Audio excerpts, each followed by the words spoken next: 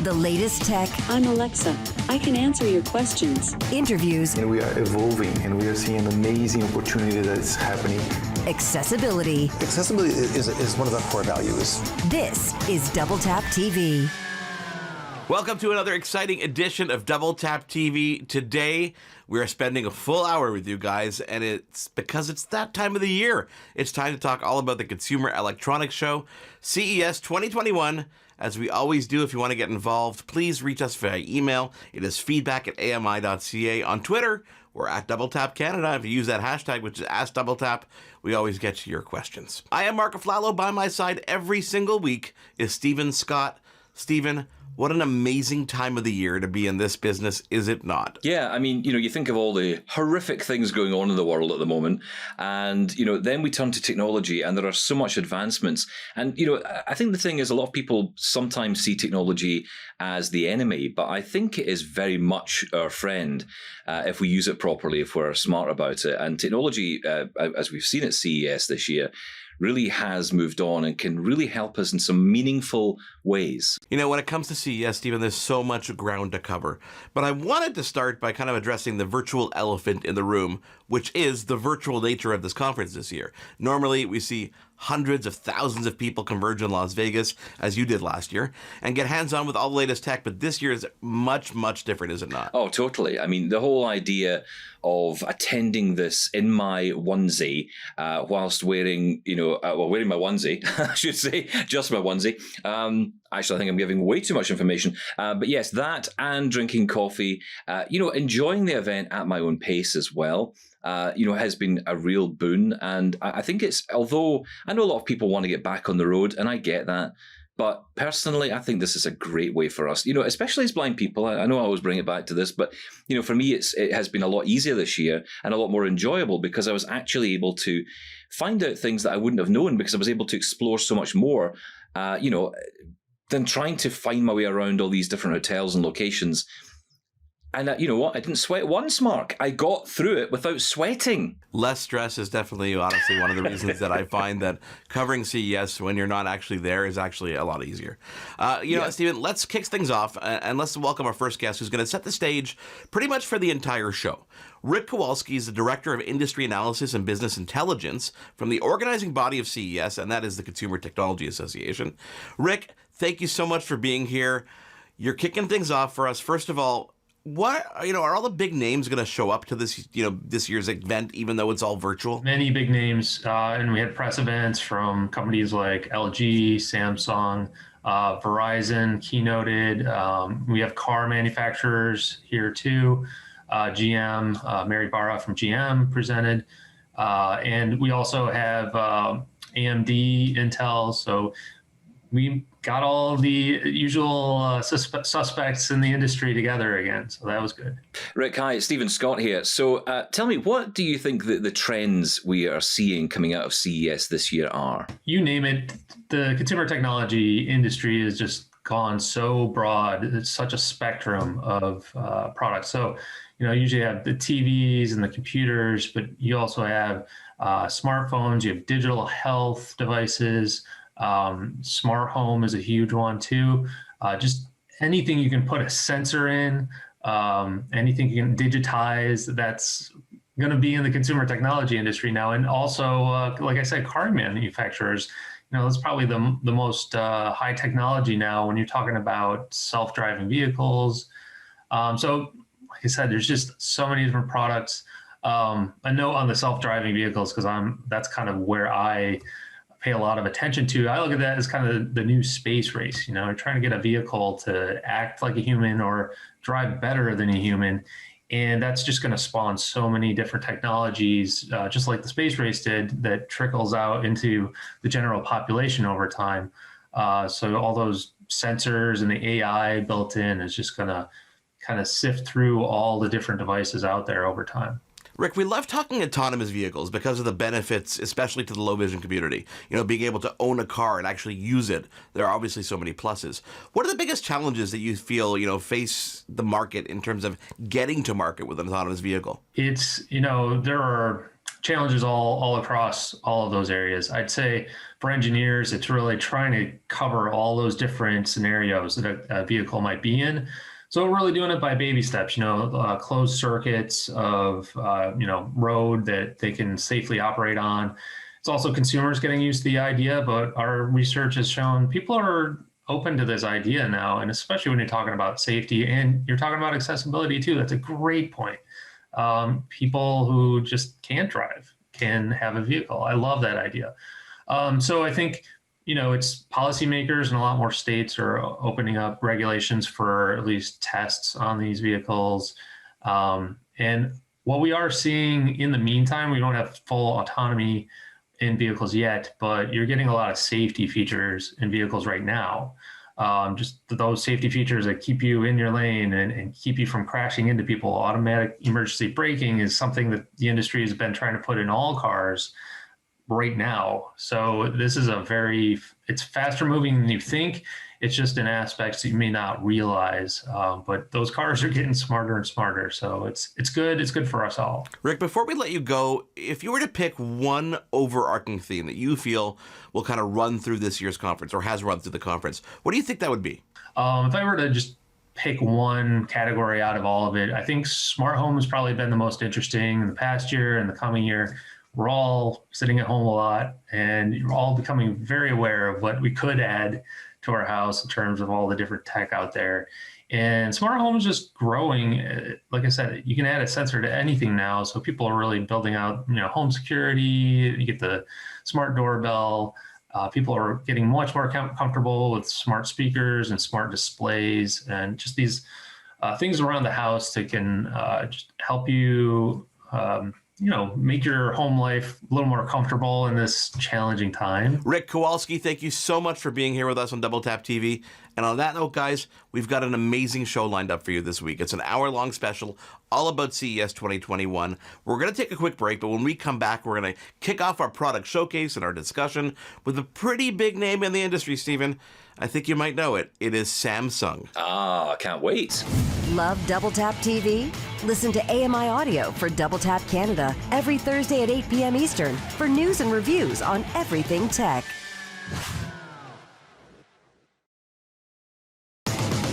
This is Double Tap TV.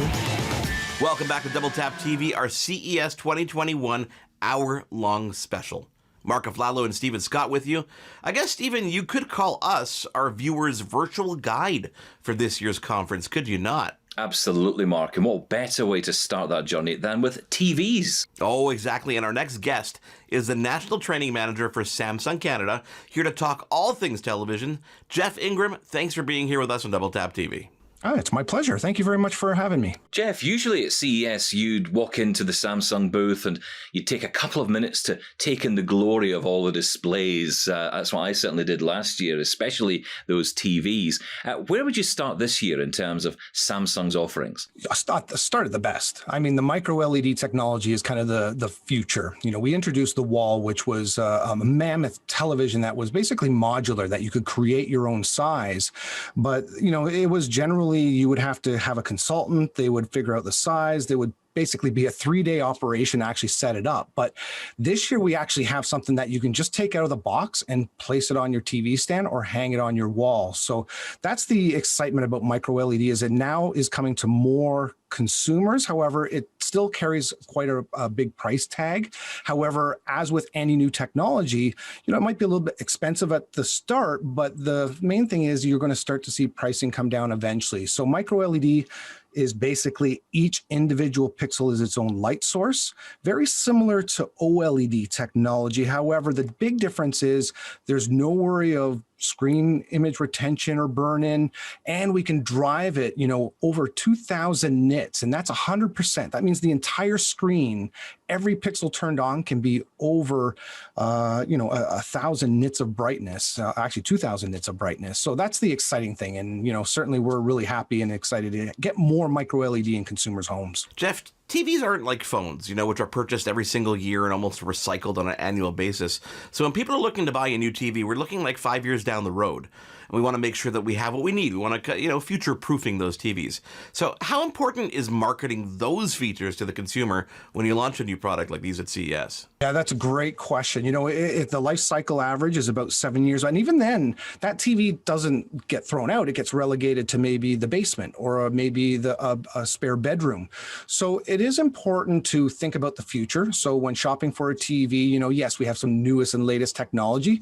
So it's a balance for each customer to figure out how much they're willing to spend on not only enjoying the TV today, and they're still going to get great years of enjoyment, but also thinking maybe a couple years down the road, as an example, with 8K resolution. As more and more content becomes available, we have mobile phones that can shoot in 8K. The game consoles are capable of delivering 8K now. So now's a time where you maybe start thinking about, maybe I should invest in 8K so that when more and more content becomes available, I'll be able to enjoy that resolution, especially in those larger screen sizes. And also keep in mind that, we're always trying with TVs is, adding features. Even though you bought it this year, some new features, we can't do it all the time due to processors and whatnot, but sometimes we want to give consumers features that we're introducing this year, maybe for their TV that they purchased last year. And a good example of that would be something like AirPlay, a feature that we introduced last year, but we made it compatible with TVs that were 2 and 3 years old before AirPlay was featured on our 2020 TV sets. So yeah, definitely a balance of giving customers stuff today, but also making sure that they're going to be excited about the future and what their TV can do. Jeff, without a lot of 8K content, we rely on the TV to upscale existing content to look good. How do you handle that? Yeah, the upscaling is absolutely critical. It's like the engine that drives the car. You need to have a good engine. And now when you're talking about not just 4K resolution, when so much content out there is still, 480i or, 720p, not even full HD, the importance of upscaling is very critical. And especially on an 8K TV, where you're talking about upscaling up to 33 million pixels of information, that's a massive amount of data, and you just need to have an engine that is capable of, cleaning up the images, making them look a little bit sharper, adjusting the color, because there's a limited color space that those older programs are using as well. So there's so much going on in terms of just the upscaling alone, never mind some of the other features when it comes to audio, some of the smart TV features, about, calculating and how you're using the backlight control to what you see on the image on the screen. So there's so much that goes on sort of in the background. It's not just about the picture coming in and cleaning it up and upscaling it. There's so much more. And certainly Samsung, one of our biggest industries is semiconductor technology. And that gives us an advantage over many others to be able to give you a better picture. You can have some of these, great technologies and high resolution and different backlight control, but it's the processor that controls everything, which is why it's so critical. Jeff, before we let you go, what kind of assistive technologies are on board that help people with disabilities, specifically low vision? Very good question. Yeah, we have already a feature that's been in our TVs for a couple of years now. It's called See Colors. It's basically an application in our smart TV platform that will allow you to make adjustments to the display based on your sight challenges. So, people who have, see colors a different way, we have the ability to make some adjustments on the TV to optimize picture performance for those individuals. For someone, who needs to read closed captioning, sometimes when you have subtitles and closed captioning, it's kind of 2 layers of text on the screen at the same time.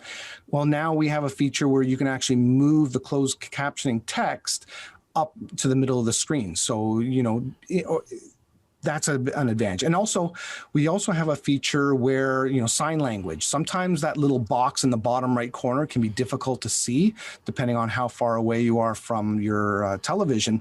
We have a 200% zoom control for that as well. So lots of great features for people who have difficulty. Jeff Ingram, thank you so much for joining us. Mark. There is so much more to cover in our hour-long CES 2021 special. If you haven't already connected with us, please do so on Twitter. We are at @DoubleTapCanada. Use the hashtag #AskDoubleTap, and we will not only follow you back, but we'll get back to you.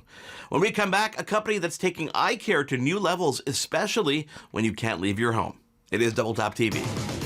For more great Double Tap TV content, visit ami.ca/doubletap. This is Double Tap TV. Welcome back to Double Tap TV. I am Marc Aflalo. Always by my side is Stephen Scott. Stephen, if you could monitor your eye health from the comfort of your home, would you do that? Oh, absolutely. And thanks to this next company, we now can. Our next guest is the VP of Marketing at a company called IQ. It's a company launching the second generation of their at-home vision test. Now, Phoebe joins us from the company. Tell us a little about the company itself. Sure, I'd be happy to go into it a little bit. So IQ, the company, we were formed about 5-something years ago by my two co-founders, Dr. John Surrey and Tibor Laxey. So they've all worked in technology and consumer retail for some years. And Tibor actually encountered upon a MIT patent and asked John if he wanted to help create a better world for people who need vision correction by offering accessible vision tests everywhere. So creating an affordable solution for vision testing. So that's how IQ started, with a goal to provide affordable, accessible, and accurate eye care for everyone who needs it. Phoebe, so what are you guys announcing at this year's CES? So I'm here to introduce our new product, the Vision Check 2, that you can use with your smartphone to test for nearsightedness, farsightedness, and astigmatism. You can use those numbers to then order glasses online. We have been honored with 2 CES Innovations Awards this year for this product. This really could be a life-changing device, especially when we think about places in the world that lack medical professionals who might be able to take advantage of technologies like this. This really is for everyone, isn't it? Absolutely. Anyone can use it as long as you have a phone. And we know for developing countries, they've basically skipped computers all at once, and everybody has a smartphone, and anyone with a phone can use this product. So people in developed countries, people have access to eye care, can use this product to test as often, as many times as they'd like, and keep track of vision changes over time, use those results to order glasses online. And people in developing countries that don't have traditional access to eye care can then use this technology to get the correction they need, because a lot of people who lack access are, really not seeing very well. I am very, very nearsighted. I can't imagine living a day without my glasses. So imagine people going through life with that. So any correction that we can give them at their fingertips will be really, really amazing. We could really change the world this way. Vision care is one of the things that people don't really focus on when it comes to, all the devices that we monitor, our health with, when it comes to Apple Watch, for example. But eye care and eye health really is as important, if not more, is it not? Yes, if you think about your vision, that's one of your most important senses. About 90% of all of the learning and perceiving your environment is done through sight. So this is an extremely important sense. And traditionally, you get a snapshot of your vision once a year. So the Quantify Self movement has really kicked into full gear in the last 5 years. People are way more health conscious. So vision is just that one more thing you could pay attention to, and we provide the tools for you to do that. Phoebe, let me ask you, does this device replace the need to go to the eye doctor every year? I would actually jump in and clarify that if all you need is to get updated numbers or track your vision, then our product is perfect for you. However, just like any other organs in your body, you need health checkups. So going to the eye doctor to get a regular eye health exam is really important. And we're out there to educate people on this. So you still should go to your eye doctor, just like you visit your physician to get your eye health examined. But if you just need to update numbers for new glasses, or if you want to track vision over time, you can use our product. That's what we offer. Does the product give us any warning if something dramatic is going on, indicating that we might need to get some professional advice or a professional opinion? That's actually a really great question, because within the app, we provide individual test results. So you, the user, can track those changes. Your vision should not change dramatically over a short period of time. But if you notice that change, most people who wear glasses will just notice that their glasses are all of a sudden really blurry, or things don't work from day to day. You can keep track of changes that way. However, this is an app, right? We can't really control the quality of the test that you administer. A lot of our users do really well. However, we are not here to give medical diagnostic advice, right? So just like in your car, there's a light that comes on, but it doesn't really tell you what it is until you bring it to the mechanic. And we do hope to, in the future, foster relationships with eye doctors, where doctors themselves and their office staff can monitor people's vision changes as they test using this device and alert the patient to come in for an exam if things change dramatically. Thank you for being with us, Phoebe. And you guys at home, thank you for being here on our very special edition of Double Tap TV, talking all about CES 2021. Let's keep things moving. We're going to take a quick break, and when we come back, a homegrown company, based here in Canada, that has some tools to keep track of your loved ones. And no, I do not mean your pets. This is Double Tap TV. Love Double Tap TV? Listen to AMI Audio for Double Tap Canada every Thursday at 8 p.m. Eastern for news and reviews on everything tech.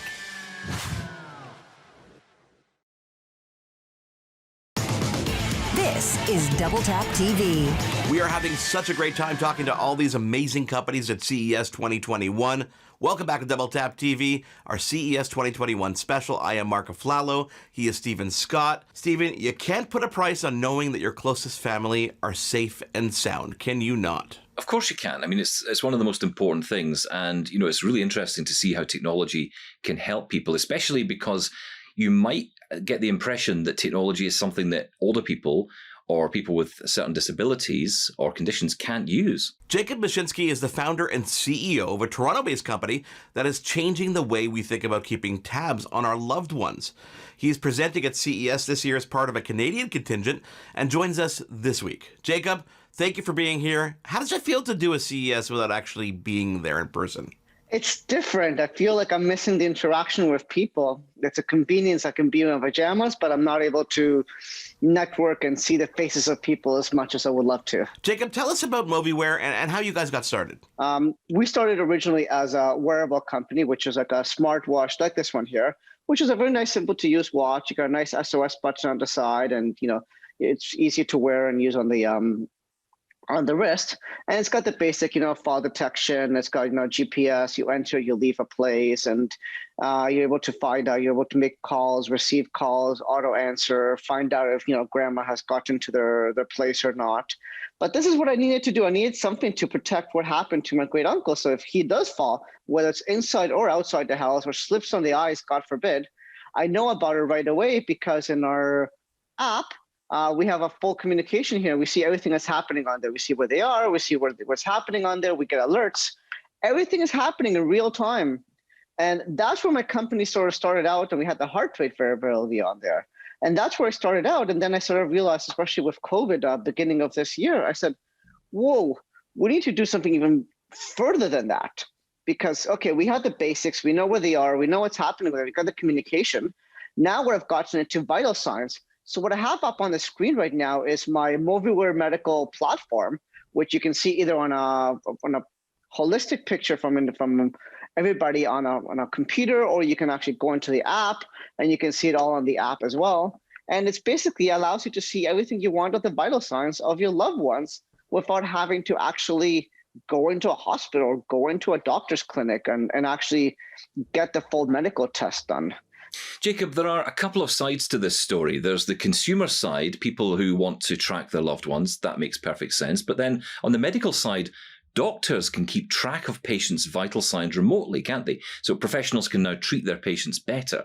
So what side of the business is the primary focus for you? So it's a combination of both. What we like to do is make sure that we have the ability to do what's needed for both sides. So we have the ability to have the doctors and the personal support worker agencies monitor them.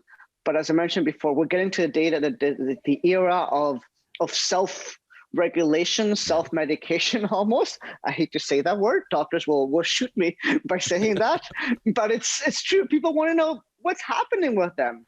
And in doing so, that's where we are right now. We're at the stage where we sell to both consumers and to businesses, because we can sell the consumers to hold the devices, which are not expensive. These devices are under $100, and the watches are also within that range. So it's affordable, and I think that's where we are. We're able to have the basically everything that we need for both. I can just imagine the different applications, whether it's remote medicine or the telemedicine world. They could really use this to step up their game. That's exactly where I'm going to right now with a Maple. There's other customers that have one of our customers is Relic Health based out of Hamilton, a lot of customers. and they do exactly that. The same thing as Maple. Telemedicine, monitor people's vital signs. They monitor their health for appointments, and now they're going into the vital signs as well with our apparatuses. So where is your company at in terms of availability of the products, Jacob? We just launched both our platform with our new button, which you can sit on the desk as well. We have those available on our movieware.com website right now.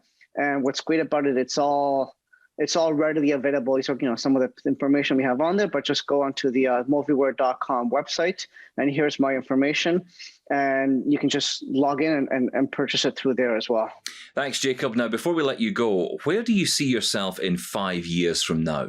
That's an amazing question. And I think my vision is, I think it's very simple, is to move away from devices like these ones and continue to evolving our AI, deep learning. We call this up on 3 different levels of artificial intelligence, and deep learning being the most furthest one, and getting into that aspect where I can just take my application and take my software and just pop it into an app onto any devices that may be out there, and in doing so, we can get all this data. We can get all these vital sign and medical data. That's what my vision is, to become sort of the leader, one of the leaders in artificial intelligence for vital signs. And we can do that without having to rely on our own specific wearables. Jacob Mashinsky, thank you so much for taking the time to join us this week. For more information, guys at home, do check out movieware.com. After a quick break, we're going to turn the spotlight on some of the assistive tech at this year's conference. Stick around. It is Double Tap TV. For more great Double Tap TV content, visit ami.ca/doubletap. This is Double Tap TV.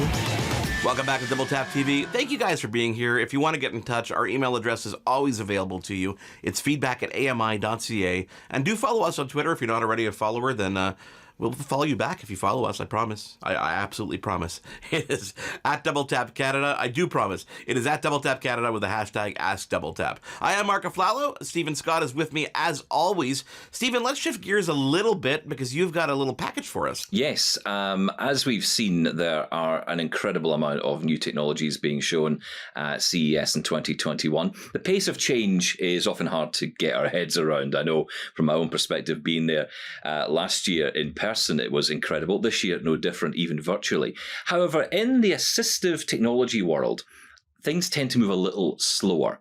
Now, that doesn't mean that there aren't innovations worth talking about, and I want to share some of those with you. One such innovation that was announced last year and has been showcased once again in 2021 at CES is the Mantis Q40 Braille display from the American Printing House for the Blind. You might remember us talking about it on a previous Double Tap TV. Now, this is a 40-cell Braille display, but instead of the traditional Perkins-style key layout most of these devices have, the Mantis Q40 has a QWERTY keyboard instead, hence the Q in the title. Now, this means that you no longer have to reach across the Braille keys to input text using a separate QWERTY keyboard. Moreover, like all other Braille displays, as you type, the Braille display at the bottom presents written information. Now, the Mantis Q40 can work as a standalone note taker, or you can hook it up via cable or Bluetooth to a Mac, a PC, or an iOS device. Android and Chromebook support, we're told, is coming soon. Now, it sells for a hefty $2,495 US. Wow, I know. Now, I'm getting so used now to working from home, and my desire for tech to make that experience better is growing every day. Thankfully, CES had a ton of options for me to think about. One company that has been adopted by the blind community in particular is Aftershokz, makers of wireless bone conduction earphones. They've been showcasing their latest version of Aeropex, the now standard issue style of Aftershokz headphones that wrap around the back of your head and sit on your cheekbones, meaning that there is nothing on or in your ears. It's great for being spatially aware at home while keeping an ear on that Teams call that you've been dragged onto. But it's their newest product that really got my attention. The OpenCom headset, and that's com with 2 M's, has the same traditional Aftershokz design, but with the addition of a flexible and adjustable mic boom that comes out from the side of the headset. Now, one of my biggest gripes about Aftershocks was the mic in their earphones. It wasn't the best, if I'm honest, but this might just be the solution. Now, it comes in at a cool $209 Canadian, if you want to check that out. Now, it's not just devices that are on show at CES. This year, we saw a range of apps aimed at the disabled community as well. One such app is Aware. Now, this offers turn-by-turn descriptive navigation for users who can place their phone in their pocket and listen as the app announces places that you pass. So what you do is you input where you want to go, and it will tell you when you've arrived. Let's hear it in action. The image is blurry and dark. Looks like the hallway of a high school. A blind student stands in the middle of the hallway wearing a Bluetooth earpiece. He switches on the Aware Audio Indoor Navigation app on his phone. Bluetooth on. High school lobby. The student enters the office. Main office. The receptionist is straight ahead. Okay, so that's it in action. Now, the company even suggests, like you heard there, that the app can provide an audio description of locations indoors, such as a store's layout, in a school like you just heard. It's really interesting, isn't it? So Aware is made by the company Sensible Innovations. It's available now on iOS. Android support is coming soon. Now, with the pandemic ongoing, care of our loved ones is tricky at best. Knowing they're okay, being able to communicate with them is so important. We've already demonstrated that. But many seniors may not have access to Zoom or FaceTime via an iPad or similar so that we can check in with them. And even if they did have it, well, they might not even know how to use it. How many times have you had that conversation in the family? So how can we make sure that we're able to keep in touch easily with those loved ones? Well, there are a lot of tech companies who are aiming their tech just at this group of people, and that was on display at CES in 2021. GrandPad is a tablet device that caught my attention, mainly because of its simplicity. Even the box has clear directions on how to open it and get into the tablet inside. You don't need Wi-Fi to get it going either because it has 4G built in. Now, once set up, it has a very simple layout with large buttons to call, email, look at photos, and use the camera. And there are lots of other options available as well that you can move through with clearly labeled buttons to guide you. Now, family calling is probably the biggest reason to have this, and being able to make a call or receive a call from a loved one easily and see their face and hear their voice makes such a difference in these difficult times. So what is also cool about this is that the GrandPad lets seniors join in on those family Zoom calls as well and participate just like everyone else. For family members, it's easy to connect with your family member through the Companion app, which is available on your smartphone. It's a really capable device with lots of other features, such as a music player, so you can enjoy those classic songs you love, or perhaps you want to know the weather forecast. GrandPad can assist as well. Now, for sales in Canada, visit grandpad.net to find out more. It's a very interesting product for sure. So that's my top assistive tech picks from CES 2021. But what about the experience of attending CES virtually as a blind person? Well, Shelley Brisbane is the host of the Parallel podcast on the Relay FM network and is a regular contributor to our Double Tap Canada show on AMI Audio. She told me about her experiences of the event and how she navigated the virtual world. Yeah, I was excited about the idea of a virtual CES because it created a level playing field, so to speak. Not only did I not have to deal with the idea of making an expensive and tiring trip to Las Vegas where I wouldn't get to see everything I wanted to see, but it meant that I could spend as much or as little time as I wanted to engaging with the content that was there. Well, I'm not a screen reader user. I'm normally working with high contrast, sometimes with magnification. So I didn't have some of those issues.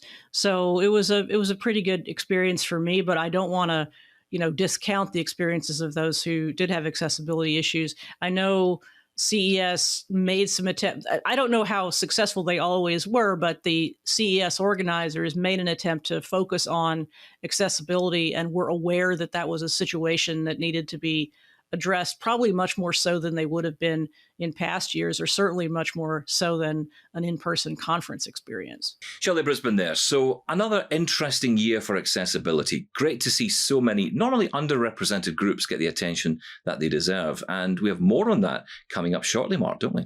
Yes, we do. Coming up to wrap up this year's special edition of Double Tap TV for CES 2021, we'll talk about some of the charitable angles of CES. Stick around. For more great Double Tap TV content, visit ami.ca/doubletap. This is Double Tap TV.